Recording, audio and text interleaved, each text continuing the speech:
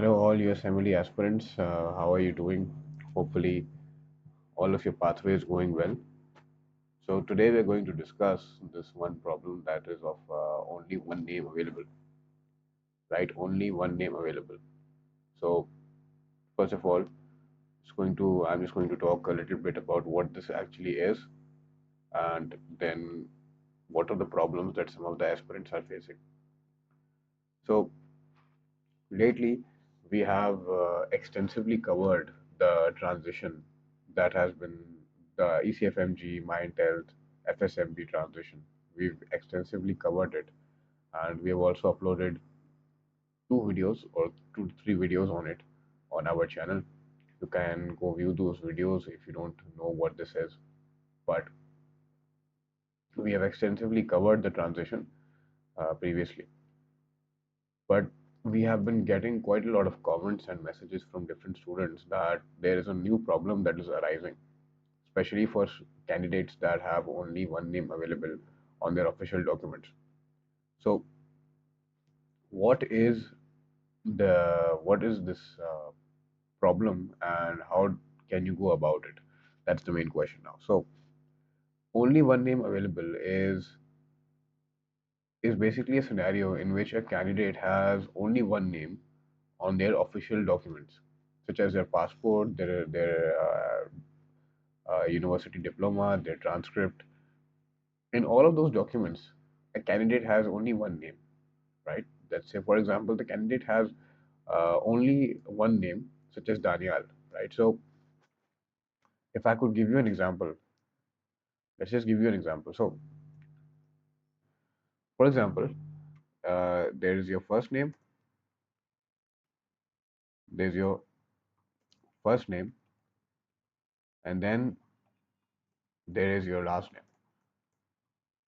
right? So, particularly your last name is important, your surname is important, right? But some people have just their some people just have a single name, right? So they will only have a single name on their passport. Let's say, for example, they have only Daniel, right? So as we were discussing, so for example, that Daniel is a candidate and he has only one name available in his passport. So in his passport, in the name section, only Daniel will be written. Now, if the passport has only one name, automatically Daniel has to follow the passport, right? He cannot add one additional name because then nothing will be verified. So Daniel now, if he's starting his USMLE journey, he has to follow the original documents that he has, and more specifically, he has to follow the passport that he has, right? Now, because the passport has only one name, he has to mention that one name in every application that he fills. So for his ECFMG, so for his ECFMG registration, for his notary, for his step 1 or 2 CK or 3 application, for his medical diploma, which is most probably going to be in a single name as well, because the university also takes its inspiration from your original documents that you submit at the time of the admission. So it's not possible that the documents that you submit in the university have two names and your passport has one name. All of these things are created from your one single document, your birth certificate. Your birth certificate is basically the starting point for this problem. So if there's a single name in your birth certificate, then all of the subsequent documents will also have a single name. So your medical diploma and your OET result, and then subsequently your ECFMG certification, and then your ERAS token, and then the match, and so on. So it goes like that, right? So now there are two things. There are two pathways for such a candidate.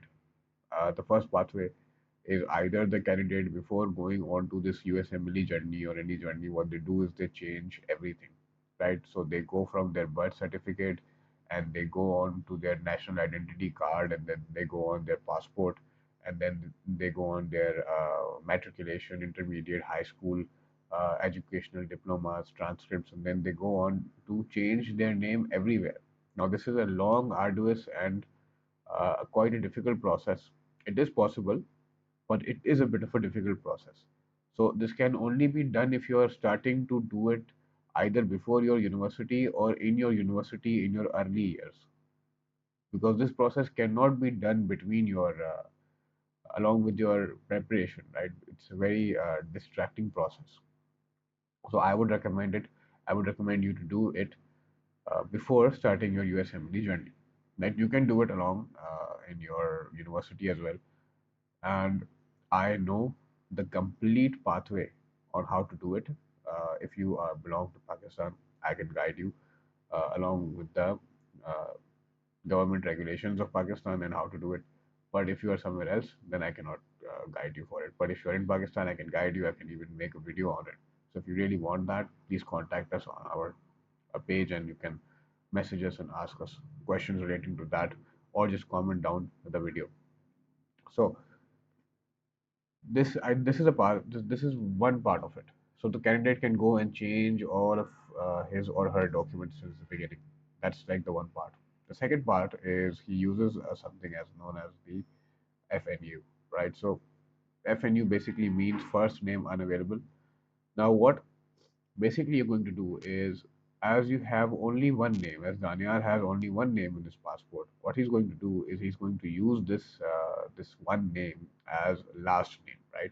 So he's not going to use Daniel as a first name. He's going to use Daniel as a last name. So in every application, they will be asking you the first name, and then they will be asking you the last name.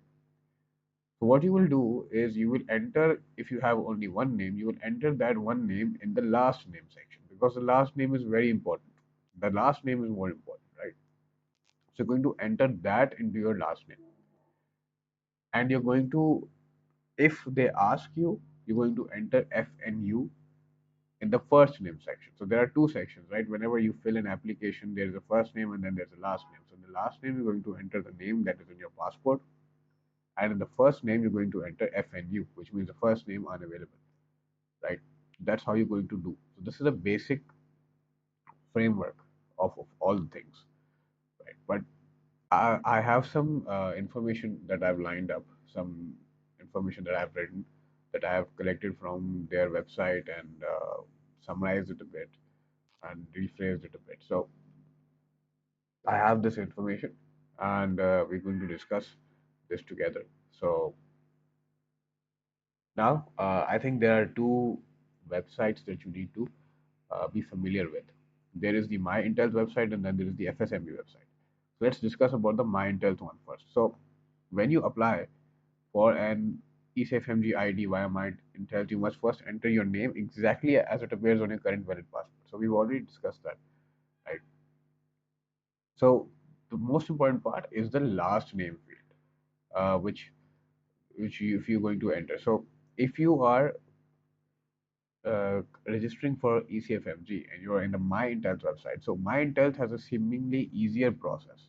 So once you enter a single name in the last name field, ECFMG will verify that you truly have an official name. How are they going to verify? They're going to email you that please send us a picture of your passport, the first two pages of your passport, and you're going to mail them the first two pages of your passport, and then they would just verify that okay, the person has only one name, and then you will there your application will be accepted, right? So all of this is going to be a part of your ECFMG ID certificate and all of that. Okay, your scheduling permit would also have a single name, so you don't really need to write FNU in this part. So you don't have to write FNU in this part, right? But the real problem comes when you're registering for FSMB. Now that is when the real problem comes, because in the FSMB portal you have to provide a first name and a last name, right? So that's where the real problem comes. So now there are a lot of candidates who are either first time registering for FSMB and they don't know what to do, And there are also many candidates that have already given their step 1 or 2 with only single name without FNU in their name, right? So there are many, let's say for example, there are many candidates that have given their previous exam without FNU in their scheduling permit and are now registering for FSMB, right? So naturally they have this confusion that we have not written FNU in our first exam that we have given, and now we have to write FNU because FSMB requires you to write a first name, right? It will not accept your application if you don't write FNU in their first name section. So to those candidates, my advice is my solution is that you can write FNU and go forward. Even if you do not have FNU in any of your previous scheduling permits or your exam or any documents, you have a single name, and now you're going for the the FNU part, you can still go forward, right? There will be no adverse effect of this. FNU is an abbreviation which is universally used. It will not cause any problems. For example, if Daniel has given his step 1 and Daniel has given his step 1 with only Daniel written in the scheduling permit, right? But now he wants to give his step 2, so he has to register in the FSMB portal as we have discussed after the transition that has happened. So now Daniel is hesitant on writing FNU since he thinks that first he did not write FNU and now he has to write FNU, so that might cause some problems. But I will tell Daniel and I would give him this advice, I would give him this solution that FNU, writing FNU for the first time will not cause any problems because in the future for ECFMG certification you have to write FNU, right? You have to write FNU either ways. So writing FNU will not cause any problems, and this is your solution to write FNU and move on towards your step application. That's what you have to do. And FNU is important for FSMB now. Since now, after the transition, you are going to be dealing with FSMB, so you have to write FNU and you have to deal with FSMB. Now, again, as I've said, there are many problems that are occurring in candidates for that have only one name. Right? There are many problems, but I have tried to discuss a few in this video. If you want a detailed explanation or a how-to guide, you can just comment down below, and we will put that. But now, if you are going with this route that you're going to use FNU, you have to use FNU in everywhere, right? Everywhere, wherever you enter your information, you have to use FNU. Okay, that's what you have to keep in mind for your ACFMG certification, for your other documents. Here on out, you have to use FNU, right? Even for your visa purposes, you have to use it, right?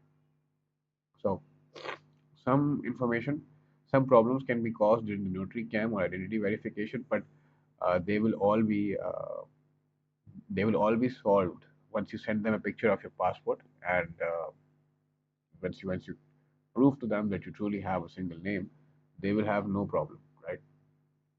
So, right. So that's what we were discussing. I guess that's what we were discussing before the video cut off, unfortunately, in the middle. So if once you prove your identity to the ECFMG MyIntealth employees that you really have a single name, they wouldn't have any problem, and then all of your application and all of your documents will be accepted. Some things to keep in mind is that the name must be consistent. If you're using FNU, you must use it thoroughly, and subsequently afterwards, you must use FNU in every other form that you fill, right? So I think that's it. There's nothing more. These are all my notes that I've gathered around from the FSMB MyIntealth website and from Reddit and also from other forums as well, and from some information that I've gotten from ECFMG themselves after calling them. So That's what this is, and I hope this helps. Thank you for watching. If you have any questions, you can comment down below.